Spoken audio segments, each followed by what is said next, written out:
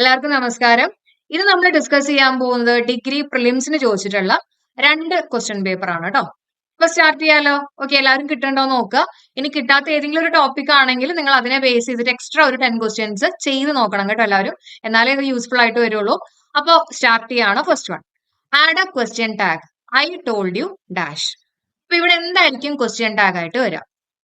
ഒന്ന് ആലോചിച്ചിട്ട് പറഞ്ഞേ, എങ്ങനെയാ നമ്മൾ കണ്ടുപിടിക്കുക? ആദ്യം തന്നെ കൊടുത്തിട്ടുള്ള ഈ ഒരു ഭാഗം പോസിറ്റീവ് ആണ് അല്ലെ? I told you. ഇവിടെ നെഗറ്റീവ് ആയിട്ടുള്ള എന്തെങ്കിലും വാക്കുകളുണ്ടോ? അപ്പൊ ഹാർഡ്ലിന്നോ സ്കെയർസ്ലിന്നോ റെയർലിന്നോ അല്ലെങ്കിൽ നോ വണ്ണോ നണ്ണോ അങ്ങനെയായിട്ടുള്ള നെഗറ്റീവ് ആയിട്ടുള്ള വാക്കുകളൊന്നുമില്ല അല്ലെ? അപ്പൊ അതുകൊണ്ട് തന്നെ ഈ ഒരു ഭാഗം പോസിറ്റീവ് ആണ്. ഇപ്പൊ നമ്മുടെ ക്വസ്റ്റ്യൻ ടാഗിന്റെ പോർഷൻ എങ്ങനെയായിരിക്കണം? ഈ ഒരു ഭാഗം നെഗറ്റീവ് ആയിരിക്കും അല്ലെ? ഇനി ഓപ്ഷൻസ് നോക്കിയേ. നെഗറ്റീവ് അല്ലാത്ത 2 ആൾക്കാരെ നമ്മൾ എടുത്ത് മാറ്റി. ഓക്കെ, ഇനി നോക്കാം. ഡിഡിന്റ് ഐ ഉണ്ട്, ഹാവിന്റ് ഐ ഉണ്ട്. ഈ ടോൾഡ് എന്ന് പറഞ്ഞാൽ എന്താ? പാസ്റ്റ് ടെൻസ് ആണ് അല്ലെ? ടെല്ലിന്റെ പാസ്റ്റ് ടെൻസ് ആണ്. പാസ്റ്റ് ടെൻസ് ആണെങ്കിൽ എപ്പോഴും ഡിഡ് ചേർക്കുക. എന്നിട്ട് നെഗറ്റീവ് ആക്കാൻ വേണ്ടിയിട്ട് ഒരു നോട്ടും കൂടെ ചേർത്തിട്ട് ഡിഡിന്റ് ഐ ആണ് നമ്മുടെ ആൻസർ ആയിട്ട് വരുന്നത്. ഓക്കെ, സിമ്പിൾ ആയിട്ടുള്ള ഒരു ചോദ്യമായിരുന്നു. അത്ര ബുദ്ധിമുട്ടുള്ള ഒരു ക്വസ്റ്റ്യൻ ഒന്നും ആയിരുന്നില്ല. ഇനി അടുത്ത ക്വസ്റ്റ്യൻ നോക്കാം. Without supervision children might eat unhealthy food or lead A sedentary life style. Identify the meaning of the underlined word. ഇവിടെ സെഡന്ററി ലൈഫ് സ്റ്റൈൽ അല്ലെങ്കിൽ സെഡന്ററി എന്ന് പറഞ്ഞാൽ എന്താണ് പറയാവോ? സെഡന്ററി എന്ന് പറഞ്ഞാൽ ഇനാക്റ്റീവ് ആയിട്ടുള്ള, അതായത് നിശ്ചലമായിട്ടുള്ള, നമ്മൾ എവിടെയെങ്കിലും ഇരുന്ന് കഴിഞ്ഞാൽ പിന്നെ അവിടെ നിന്ന് എണീക്കാനുള്ള ഒരു ബുദ്ധിമുട്ട്, അങ്ങനെയൊക്കെ നമ്മൾ പറയില്ലേ? അതായത് ഇനാക്റ്റീവ് ആയിട്ടുള്ള കേട്ടോ, അതാണ് sedentary life style. Okay, answer it option A, inactive. Okay, ഇനി സ്റ്റേഷനറി എന്ന് പറഞ്ഞാൽ എന്താ? ഈ സ്റ്റേഷനറി എന്ന് പറഞ്ഞാൽ ഈ ഉള്ള സ്റ്റേഷനറി ആണെങ്കിൽ എന്താ? സ്റ്റേഷനറി ഷോപ്പ് എന്നൊക്കെ നമ്മൾ പറയില്ലേ? ആ സ്റ്റേഷനറി ആണ് ഈ ഉള്ള സ്റ്റേഷനറി കേട്ടോ. മറ്റേ സ്റ്റേഷനറി എന്തായിരുന്നു? സ്റ്റേഷനറി, അത് എ ആണ്. ഈ സ്റ്റേഷനറി എന്ന് പറഞ്ഞാൽ സ്റ്റാറ്റിക് എന്നുള്ളൊരു മീനിങ് ആണ്. ഓക്കെ, മൊബൈൽ എന്ന് പറഞ്ഞാൽ എന്താ? അതായത് സ്റ്റാറ്റിക്കിന്റെ ഓപ്പോസിറ്റ് ആയിട്ട് വരുന്നതാണ് മൊബൈൽ അല്ലെ? നീങ്ങാൻ പറ്റുന്ന, ചലിക്കാൻ പറ്റുന്ന മൊബൈൽ ഇലക്ട്രോൺസ് എന്നൊക്കെ പറയും അല്ലെ? ഫ്രീ മൊബൈൽ ഇലക്ട്രോൺസ് എന്ന് പറയും. Okay, next identify the correct spelling out of the following. Correct സ്പെല്ലിങ്ങുമായിട്ട് ബന്ധപ്പെട്ടിട്ടുള്ള ഒരു ക്വസ്റ്റ്യൻ ആണ് അല്ലെ? ഓക്കെ, എന്താണ് കറക്റ്റ് സ്പെല്ലിംഗ് വരുന്നത്? ഓപ്പർച്യൂണിറ്റി. ഓപ്പർച്യൂണിറ്റിയുടെ സ്പെല്ലിംഗ് അറിയെങ്കിൽ നമുക്ക് മറ്റത് ബോണസ് ആയിട്ട് കിട്ടും അല്ലെ? ജസ്റ്റ് ഒന്ന് അതിന്റെ സ്പെല്ലിംഗ് മാത്രം അറിഞ്ഞാൽ മതി. അപ്പൊ ആൻസർ ഇട്ട് ഓപ്ഷൻ സി ആണ്, ഓപ്പർച്യൂണിറ്റി. ഓപ്പർച്യൂണിറ്റിയുടെ സ്പെല്ലിംഗ് OPPO. നമ്മുടെ ഓപ്പോ ഫോൺ ഓർക്കാം കേട്ടോ. ഓപ്പോ ഫോൺ കിട്ടുക എന്ന് പറഞ്ഞാൽ നല്ലൊരു ഓപ്പർച്യൂണിറ്റി ആണ് അല്ലെ? അപ്പൊ അങ്ങനെ കണക്ട് ചെയ്യാം. ഓപ്പോ, OPPO, പിന്നെ TU, OPPORTUNITY അല്ലെ? ഓപ്പർച്യൂണിറ്റി. അപ്പൊ 2 P ഉണ്ട്. ഇതായിരിക്കും മിക്കവാറും ഒരു ഡൗട്ട്. പിന്നെ O ആണ് വരുന്നത് കേട്ടോ. ഓക്കെ, ഇനി പ്രിവിലേജിന്റെ സ്പെല്ലിംഗ് PRIVILEGE ആണ് കേട്ടോ. ഓക്കെ, ഇനി നമുക്ക് അടുത്ത ക്വസ്റ്റ്യനിലേക്ക് കയറാം. He said his job is to attend to the diseases of the eye. Okay, അപ്പൊ ഇവിടെ to attend to the diseases of the eyeക്ക് ഒരു one word substitute ആണ് ചോദിച്ചിട്ടുള്ളത്. Okay, to attend to the diseases of the eyeയുടെ one word substitute ആണ് ചോദിച്ചിട്ടുള്ളത്. പറയാവോ? Okay, answer it is option A ആണ്, ഒഫ്തൽമോളജിസ്റ്റ്. എന്താണ് ഒഫ്തൽമോളജിസ്റ്റ് എന്ന് പറഞ്ഞാൽ? To attend to the diseases of the eye. കണ്ണുമായിട്ട് ബന്ധപ്പെട്ടിട്ടുള്ള ചികിത്സയ്ക്ക് ആരെയാണ് കാണേണ്ടതെന്ന് ചോദിക്കുകയാണെങ്കിൽ ഒഫ്തൽമോളജിസ്റ്റിനെയാണ് കാണേണ്ടത്. ഓക്കെ, ഇനി നമുക്ക് ബാക്കിയുള്ള ഓപ്ഷൻസ് ജസ്റ്റ് നോക്കാം അല്ലെ? ഒക്യുൾട്ടിസ്റ്റ് എന്ന് പറഞ്ഞാൽ എന്താ? ഓപ്ഷൻ സി എന്ന് പറഞ്ഞാൽ മന്ത്രവാദി. ഈ സൂപ്പർ നാച്ചുറൽ ആയിട്ടുള്ള കാര്യങ്ങളെ കുറിച്ച് ഗവേഷണം ചെയ്യുന്ന, അല്ലെങ്കിൽ ഒരു മന്ത്രവാദി എന്നുള്ളൊരു മീനിങ് ആണ് ഒക്യുൾട്ടിസ്റ്റ് കേട്ടോ.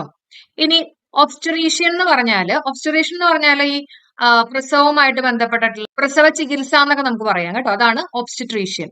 ഓക്കെ, അപ്പോ മനസ്സിലായെന്ന് വിചാരിക്കണം. കൂടെ തന്നെ ബാക്കിയുള്ള ഓപ്ഷൻസും കൂടെ പഠിച്ചു പോവാ കേട്ടോ. Next is what is the meaning of the idiomatic expression in the following sentence? Our entire class is quacking in its boots. Quacking in its boots എന്ന് പറഞ്ഞാൽ എന്താണ് മീനിങ് വരുന്നത്? പറയാവോ? Quacking in its boots എന്ന് പറഞ്ഞാൽ to tremble with fear or nervousness. നമ്മൾ പറയില്ലേ കാല് കൂട്ടിയിരിക്കുക, അല്ലെങ്കിൽ ഇപ്പൊ ബൂട്ട് ഇങ്ങനെ വിറയ്ക്കുക എന്നുള്ള രീതിയിൽ കേട്ടോ. എന്തുകൊണ്ടാ? To tremble with fear or nervousness.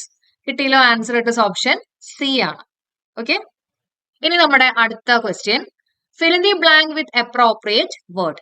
The manager dash a pay hike next month. Okay, the manager. ഇവിടെ എന്തായിരിക്കും വരുന്നത്?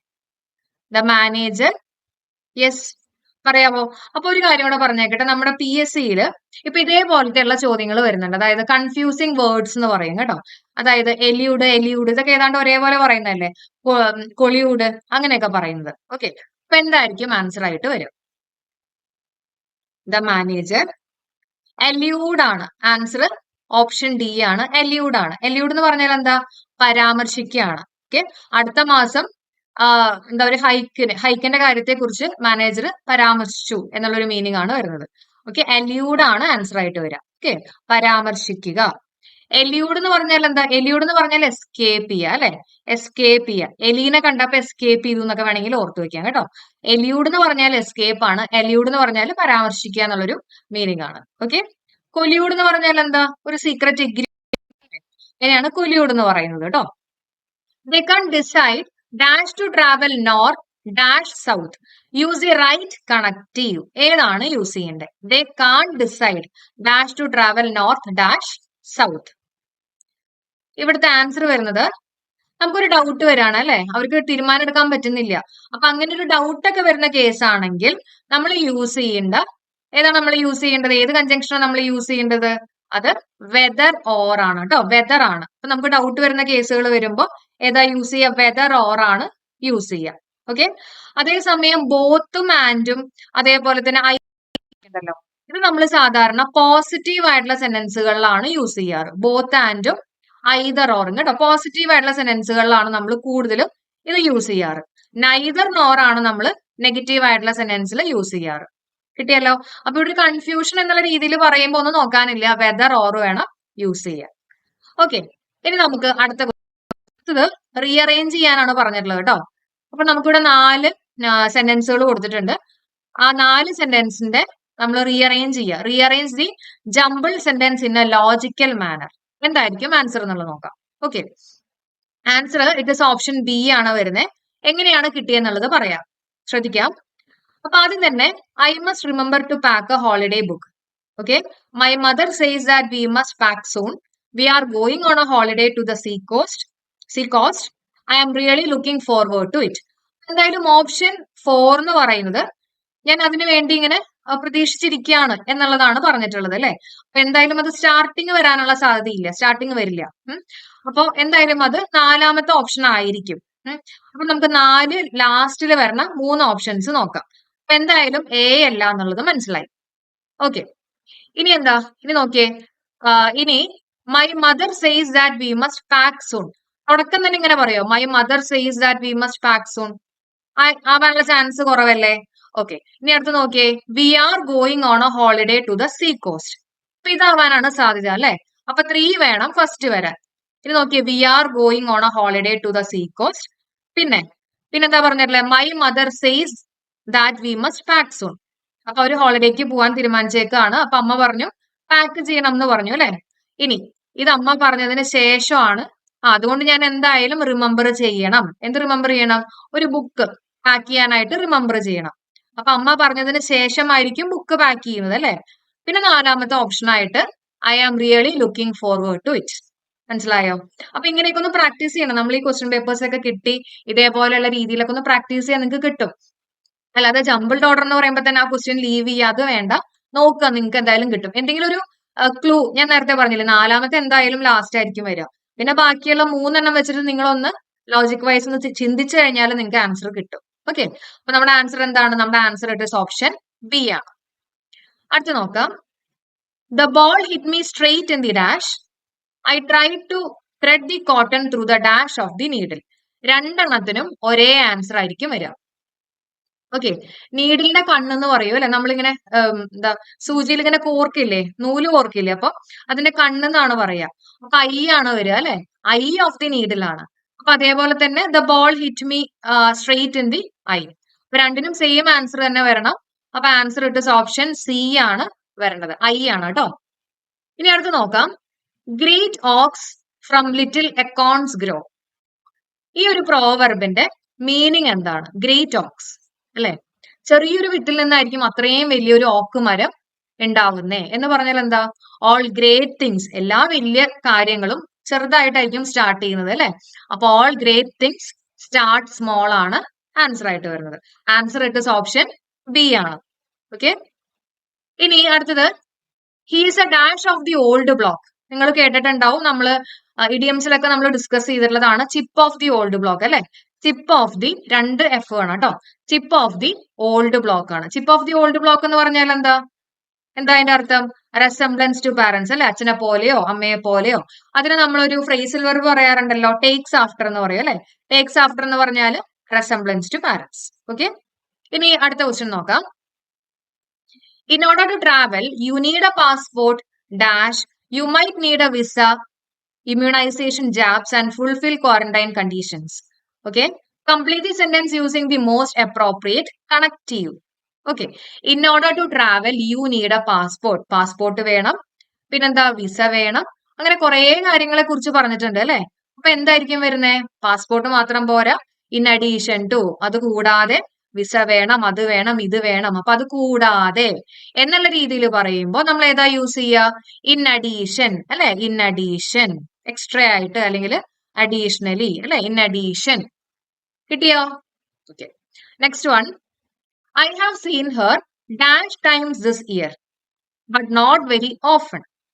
I have seen her dash times this year, but not very often. അപ്പൊ ഇങ്ങനത്തെ ക്വസ്റ്റ്യൻ കാണുമ്പോൾ വേഗം ചാടിക്കറി ആൻസർ ചെയ്യാണ്ട് ഒന്ന് നോക്കുക, ആ കോമയ്ക്ക് ശേഷം എന്താ കൊടുത്തിട്ടില്ലേ? ബട്ട് നോട്ട് വെരി ഓഫൺ, എപ്പോഴും കാണാറില്ല അല്ലെ? എപ്പോഴും കാണാറില്ല, കുറച്ച് സമയമാണ്. അപ്പോ ഇനി നമുക്ക് നോക്കാം, ഈ മച്ച് നമ്മൾ യൂസ് ചെയ്യുന്നത് അൺകൗണ്ടബിൾ നൗണിന്റെ കൂടെയാണ്. മച്ചിനകത്ത് യു ഉണ്ട്, അത് കാണുമ്പോൾ നമുക്കറിയാം അൺകൗണ്ടബിൾ ആണ് അല്ലെ?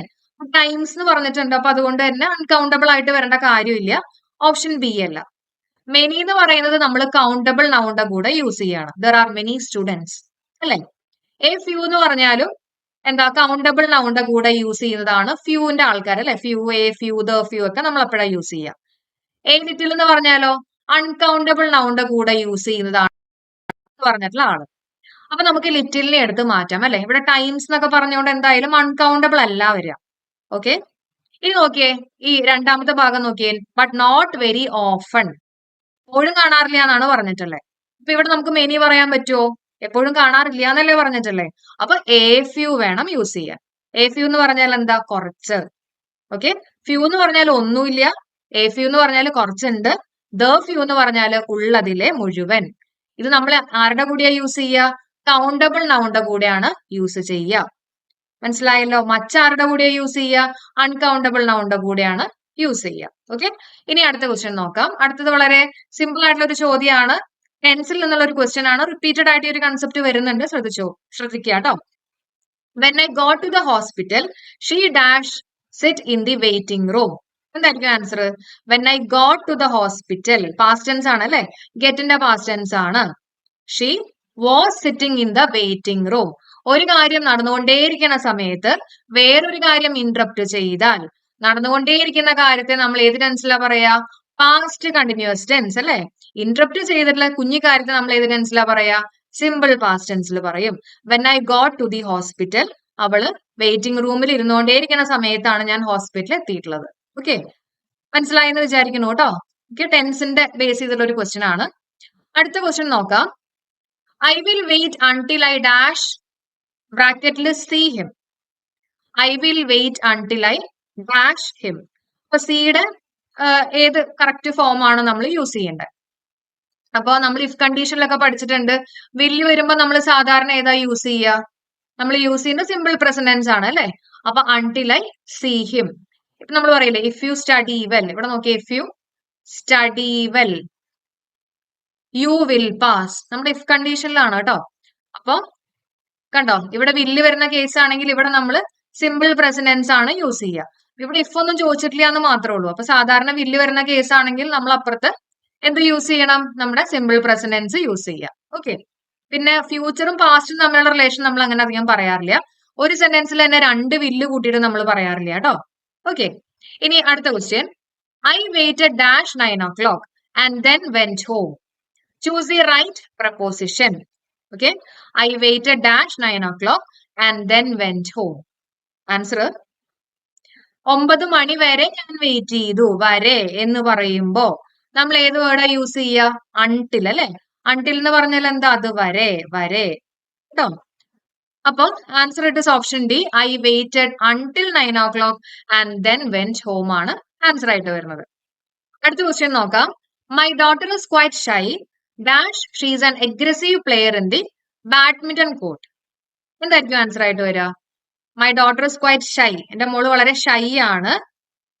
എന്നിരുന്നാൽ കൂടി അവള് ബാഡ്മിന്റൺ കോർട്ടിൽ വളരെ അഗ്രസീവ് ആയിട്ടുള്ള പ്ലെയർ ആണ് അല്ലെ? അപ്പൊ രണ്ടും ഇങ്ങനെ കോൺട്രഡിക്ഷൻ ആയിട്ട് പറയില്ല. അവള് വളരെ ഷൈ ആണ്, പക്ഷെ അവള് മറ്റോടത്ത് വളരെ സൂപ്പർ ആണ്. അതായത് നല്ലൊരു എന്താ പറയാ, ഒരെണ്ണം നെഗറ്റീവും ഒരെണ്ണം പോസിറ്റീവ് ആയിട്ടൊക്കെ നമ്മൾ പറയില്ലേ? അപ്പൊ അതിനു വേണ്ടി യൂസ് ചെയ്യുന്ന ഒരു വേർഡാണ് ഹൗവെവർ. എന്താണ് ഹൗവെവർ? ഹൗവെവർ എന്ന് പറഞ്ഞാൽ എന്താ? എന്നിരുന്നാൽ, എന്നിരുന്നാൽ കൂടി കേട്ടോ. അപ്പോ അതാണ് ഇവിടുത്തെ ആൻസർ ആയിട്ട് വരുന്നത്. ഓപ്ഷൻ ബി ആണ്. കോൺസിക്വന്റ്ലി എന്ന് പറഞ്ഞാൽ അതിന്റെ റിസൾട്ട് എന്നുള്ള രീതിയിലാണ് കേട്ടോ. അതിന്റെ റിസൾട്ട് ആയിട്ട് അവള് വളരെ ഷൈ ആയതുകൊണ്ട് അവള് വളരെ അഗ്രസീവ് പ്ലെയർ ആവോ? ഇല്ല അല്ലെ? അതാണ് കോൺസിക്വന്റ്ലിയുടെ മീനിങ് ആയിട്ട് വരുന്നത്. ഓക്കെ, അടുത്ത ക്വസ്റ്റ്യൻ നോക്കാം. Identify the correct spelling. Okay, കൊളോക്കിയലിന്റെ സ്പെല്ലിംഗ് ആണ് ചോദിച്ചിട്ടുള്ളത്. എന്താണ് കൊളോക്കിയലിന്റെ മീനിങ്? എന്താ? ഓർഡിനറി ആയിട്ട് അല്ലെ? കൊളോക്കിയൽ ലാംഗ്വേജ് എന്നൊക്കെ പറയില്ലേ? ഓർഡിനറി ആണ്. അപ്പൊ answer it is option A ആണ്. കൊളോക്കിയലിന്റെ സ്പെല്ലിംഗ് നോക്കിയേ. COLLO QUIAL കേട്ടോ. കൊളോക്വൽ. QUIAL ആണ്. IAL colloquial. ഓക്കെ, അപ്പൊ answer it is option A ആണ്. അപ്പോ ഇത്രയും ക്വസ്റ്റ്യൻസ് ആണ് നമുക്ക് ഇന്നത്തെ ഒരു ക്ലാസ്സിൽ ഡിസ്കസ് ചെയ്യാനുള്ളത്. അപ്പൊ നിങ്ങൾ എന്താ ചെയ്യേണ്ടത്? നമ്മളിപ്പോ ഇത്രയും ക്വസ്റ്റ്യൻസ് ഡിസ്കസ് ചെയ്തു. അതിനകത്ത് ഏതെങ്കിലും ക്വസ്റ്റ്യൻ നിങ്ങൾക്ക് കിട്ടാത്തതുണ്ടെങ്കിൽ, ഇപ്പോ എന്താ കൺജങ്ഷൻ, കൊറിലേറ്റീവ് കൺജങ്ഷൻ കിട്ടുന്നില്ല, അല്ലെങ്കിൽ ഇപ്പൊ ടെൻസ് കിട്ടുന്നില്ല, കോൺകോഡ് അല്ലെങ്കിൽ ഇഫ് കണ്ടീഷൻ, അപ്പൊ ഏതിലാണോ നിങ്ങൾക്ക് മാർക്ക് പോയിട്ടുള്ളത് അതിനെ ബേസ് ചെയ്തിട്ടുള്ള എക്സ്ട്രാ ക്വസ്റ്റ്യൻസ് ചെയ്ത് ആ ഒരു ഭാഗം സെറ്റ് ആക്കി അടുത്ത ദിവസം വരിക. അപ്പൊ നമുക്ക് അടുത്ത സെറ്റ് ഓഫ് ക്വസ്റ്റ്യൻസ് വർക്ക്ഔട്ട് ചെയ്യാം. ഓക്കെ, അപ്പൊ ജസ്റ്റ് ക്ലാസ് മാത്രം കേട്ട് പോയിട്ട് കാര്യമില്ല. നമ്മളത് വരുത്തിയിട്ടുള്ള മിസ്റ്റേക്ക് എന്താ പറയാ, റെക്ടിഫൈ ചെയ്യുമ്പോഴാണ് നമുക്ക് കൂടുതൽ മാർക്ക് സ്കോർ ചെയ്യാൻ പറ്റുക. അല്ലെങ്കിൽ നമുക്ക് എപ്പോഴും സെയിം മാർക്കായിട്ട് നിൽക്കും കേട്ടോ.